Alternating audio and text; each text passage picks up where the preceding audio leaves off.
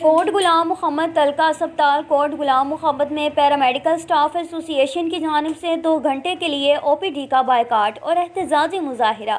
تفصیلات کے مطابق کوٹ غلام محمد تلقہ اسپتال کی پیرامیڈیکل ایسوسی ایشن کے صدر مل جنرل سیکرٹری محمد یاسین، نائب صدر لالا ہارون، جوائنٹ سیکرٹری شفقت علی قائم خانی کی قیادت میں 2 گھنٹے کے لیے او پی ڈی بند کر کے جائز مطالبات کے لیے احتجاجی مظاہرہ۔ مظاہرین کا موقف تھا کہ ہمارے سروس اسٹرکچر میں گزشتہ 16 سال کا بحال کیا جائے۔